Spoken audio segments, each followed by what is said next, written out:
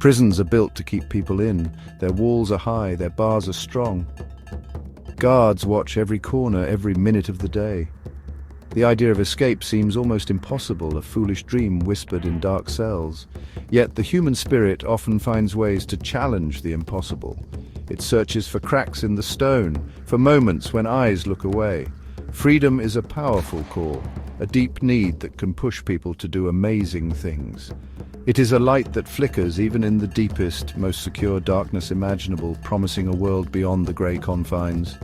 This story is about one such dream. It is about a man who looked at the thick walls and the watchful guards and saw not an end, but a puzzle.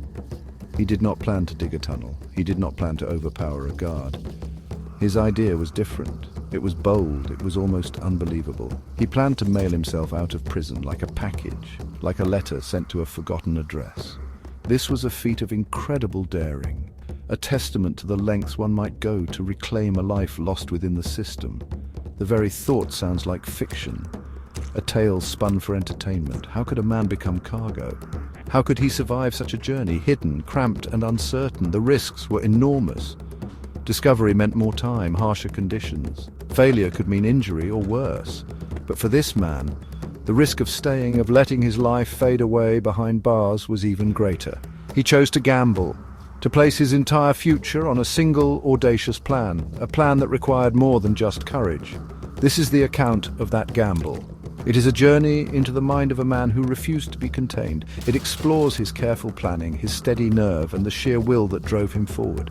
We will follow his path step by step, from the first spark of an idea to the final breathtaking moment. It is a story about the human desire for freedom, a desire so strong it can turn the ordinary into the extraordinary, and make the impossible possible, even if just for one determined soul. Arthur Blackwood was not a famous criminal. He was not a violent man. He was a quiet person, ordinary in many ways before his conviction.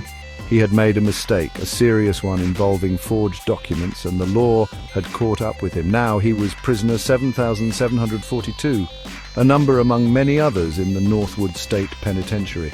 The days in prison were all the same: grey walls, grey food, grey routines. The clang of metal doors was the prison's unchanging song. Arthur missed the simple things: the smell of rain, the taste of fresh bread, the freedom to walk where he pleased. Inside Northwood, Arthur kept to himself mostly. He worked in the prison workshop, crafting wooden furniture for government offices. He was good with his hands, precise and patient. The workshop offered a small escape, a place where he could focus on something other than the passing of slow time. He observed everything. He noticed the guards' routines, the delivery schedules for supplies, the way items were shipped out from the prison. His mind, though confined, was always working, always looking, always thinking, even when his face showed nothing. Life in prison had a way of dulling the spirit. Many men grew bitter, or they gave up hope. Arthur fought against this. He read books from the prison library, stories of adventure and distant lands. These stories kept a small flame of hope alive within him. He was not a young man anymore, perhaps in his late 40s. And he knew that if he was ever to taste freedom again, he could not simply wait for his sentence to end. The years stretched before him like an endless, barren road, and the thought was unbearable. He was not a troublemaker. The guards saw him as a compliant inmate, one who followed the rules. This was part of his quiet nature, but it also became part of his unspoken strategy. He understood that to do something extraordinary, he first had to appear entirely ordinary. He blended into the background, a ghost in the machine of the prison system. This anonymity, this perceived harmlessness, would become one of his greatest assets in the audacious plan that was slowly beginning to form in his mind, a plan that started as a mere whisper. The idea did not arrive like a thunderbolt. It was a slow seed, planted by observation. Arthur spent months, then years, working in the prison workshop. He saw raw materials arrive: wood, nails, fabric, varnish. He saw finished products leave desks, chairs, cabinets. These items were often packed into large wooden crates, addressed and loaded onto trucks. Trucks that drove out of the prison gates, out into the world he longed for. He watched the mailroom, the logistics, the casual way these large packages were handled. One afternoon, while sanding a large tabletop, a thought small and quiet slipped into his mind. What if a man could fit inside one of those crates? What if that man was him? At first he dismissed it. It was too risky, too crazy. How could he build a crate strong enough without anyone noticing? How could he get inside it unobserved? How would he breathe? What if it was left in the sun or dropped or opened for inspection? The questions piled up, each one a barrier. Yet the idea refused to leave. It clung to him, grew stronger with each passing week. He began to study the crates more closely. He noted their sizes, the type of wood used, the way they were nailed shut. He observed the mailroom procedures, the times when it was busiest, the times when it was least supervised. The prison, designed to confine, also inadvertently provided the very tools and knowledge he might need. It was a place of rules and routines could be predictable, perhaps even exploitable if one was careful enough. The thought of freedom, however distant, fueled him. He started to imagine the steps not as a dream but as a problem to be solved. Each challenge, each risk became a part of a complex equation. The quiet, observant prisoner began to transform inwardly, at least. He was no longer just prisoner 7742. He was a planner, an engineer of his own escape. The whisper of an impossible idea was slowly, steadily turning into the first draft of a daring blueprint, a secret held close to his chest. Arthur knew that careful planning was everything. One mistake, one oversight, and his chance would be gone. He would face severe punishment. So he began to gather information piece by piece, like a detective solving a hidden case. He learned the shipping schedules. He found out which days the largest number of crates left the prison. He noted which trucking companies were used and what their typical routes might be. He needed to know where he might end up and how long the journey could take. This was not just about getting out, it was about staying out. He also needed materials, not just for the crate, but for survival inside it. He discreetly began to collect small things, a few extra plastic water bottles hoarded over weeks, some dried fruit saved from his meals. He needed a small, sharp tool to pry the crate open from the inside once he was clear of the prison.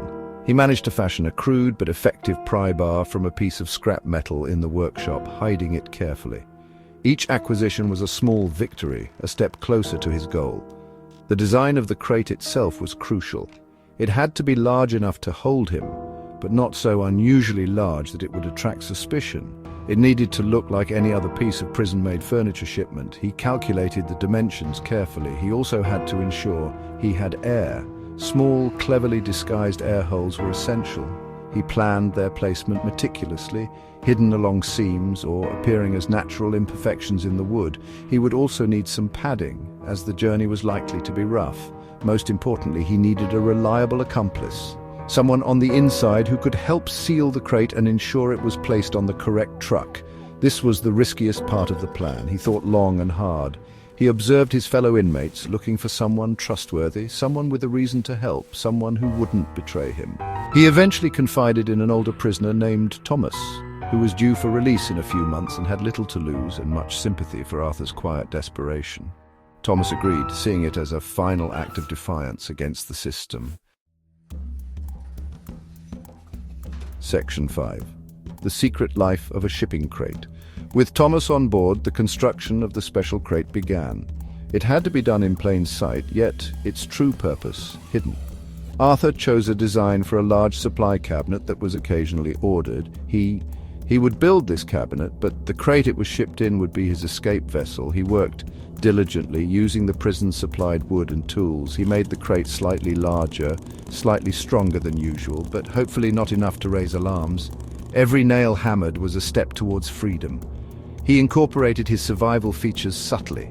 The air holes were disguised as knot holes or small gaps between planks, seemingly accidental.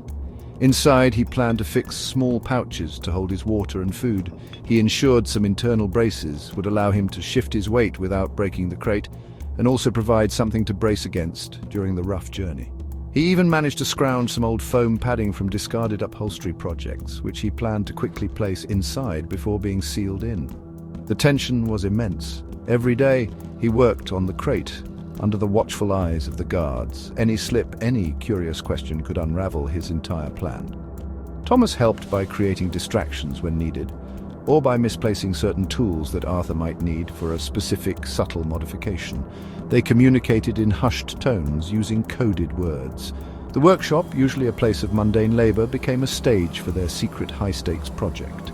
The ordinary sounds of sawing and hammering masked an extraordinary purpose. Finally, the crate was ready. It looked like any other large shipping container, destined for some anonymous government office. Arthur had even stenciled a fake destination address on it, one that was along a known trucking route, but far enough away to give him time. He and Thomas had to coordinate the final critical steps, getting Arthur inside, sealing it securely, but in a way he could open from within, and ensuring it was loaded onto the correct outgoing truck. The culmination of months of planning was fast approaching. Section 6, the longest night into the box. The chosen day arrived. It was a busy shipping day, with many items leaving the workshop. This chaos was part of Arthur's plan. More movement, more noise, meant less attention on any single crate. His heart pounded in his chest, a frantic drum against his ribs. He tried to appear calm, going about his usual tasks, but his mind was racing. This was it. There was no turning back now. He had said his quiet goodbyes to Thomas, a shared look of hope and fear passing between them. As the afternoon wore on and the guards prepared for the shift change, the moment came. Thomas created a diversion at the far end of the workshop, a staged argument with another inmate over a tool. Most eyes turned that way. In those precious seconds, Arthur slipped towards his crate, which was strategically placed near a stack of other finished goods. He quickly placed his meager supplies and padding inside. Then, with a final deep breath, he climbed in, pulling the lid partially over him. The space was tight, cramped, and instantly claustrophobic. Thomas, having finished his argument, moved swiftly. He approached the crate, appearing to be making final checks. He expertly hammered in the last few nails, sealing Arthur into the darkness. The sound of each nail was deafening to Arthur, each one a point of no return. He could hear Thomas grunt with effort, then the scrape of the crate being pushed slightly. Now he was completely reliant on his friend and on the precision of his plan.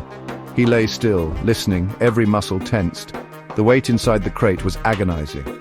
Minutes stretched into what felt like hours. He could hear the sounds of the workshop, muffled through the wood. Footsteps, voices, the clang of tools being put away. He prayed no one would decide to inspect his crate more closely. He focused on his breathing, trying to keep it slow and steady, conserving air.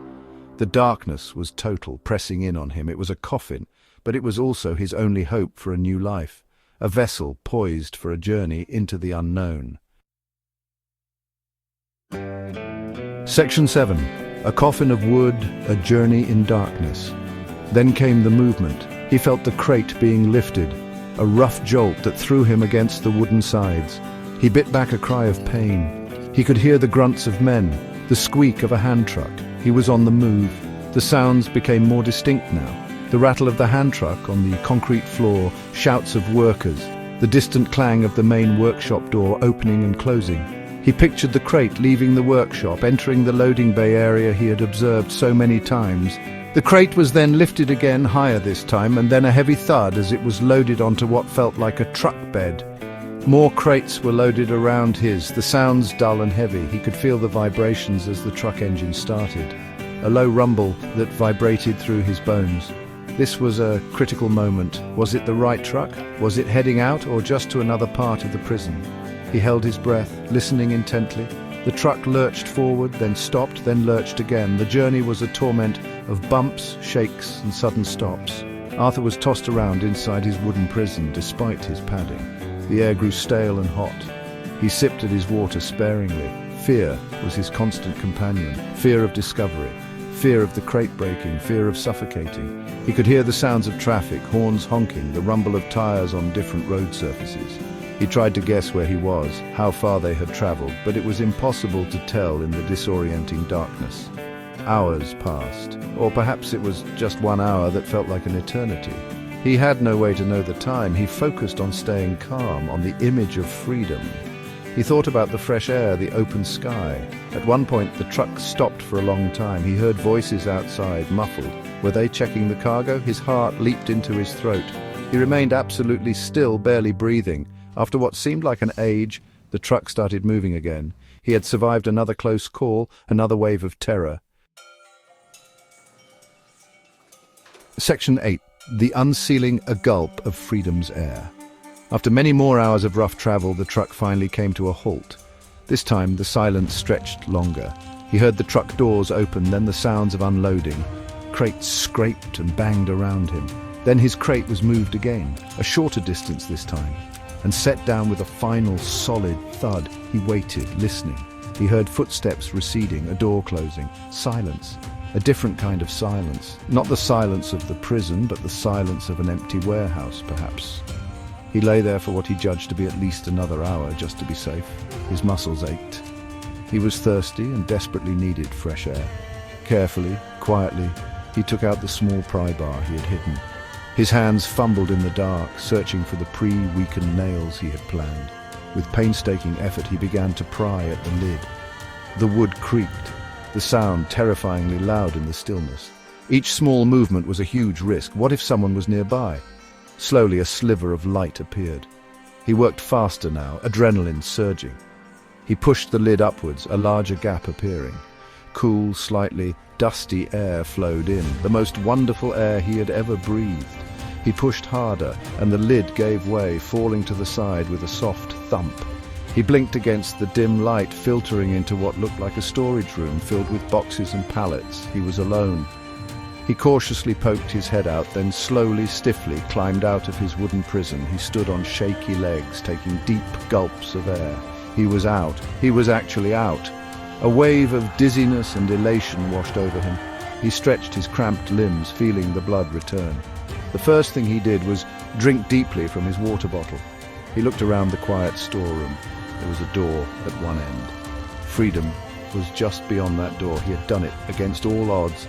Arthur Blackwood had mailed himself to freedom, a living letter delivered from the depths of despair. Section 9. The Echo of Audacity, a spirit uncaged. Arthur Blackwood did not linger. He knew his escape would be discovered eventually, perhaps by morning. He slipped out of the warehouse and into the pre-dawn light of a small, unfamiliar town.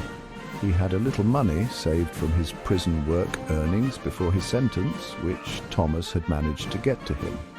He discarded his prison-issue clothes, changing into a set of simple civilian clothes he had managed to pack. His first steps as a free man were cautious, but with each one, his confidence grew. The world felt vast and full of possibility. The news of his escape, when it finally broke, was sensational. The mailed man, the newspapers called him. How could such a thing happen? Prison officials were baffled, embarrassed. Security was reviewed, procedures were tightened. But Arthur was long gone. He vanished into the anonymity of the wider world, a ghost who had slipped through the tightest of nets. He became a legend, a story whispered among inmates for years to come, a symbol of hope and daring. His audacity was almost as impressive as his ingenuity. What became of Arthur Blackwood? Some say he made his way to a foreign country, starting a new life under a new name. Others believe he lived quietly in some remote part of his own country, always looking over his shoulder but free. The truth remains a mystery, part of his enduring legend. His escape was not just a physical act, it was a powerful statement about the resilience of the human spirit when faced with seemingly insurmountable odds. He proved that even the strongest walls can be overcome by a determined mind. Arthur's story reminds us that the desire for freedom is a fundamental human instinct. It highlights the extraordinary creativity and courage that can surface when that freedom is denied. His meticulous planning, his steady nerve in the face of immense risk, and his sheer will to succeed are a testament to what individuals can achieve. While his actions were against the law, the ingenuity of his escape challenges us to think about the nature of confinement, the value of liberty, and the unyielding power hidden within the quietest of souls.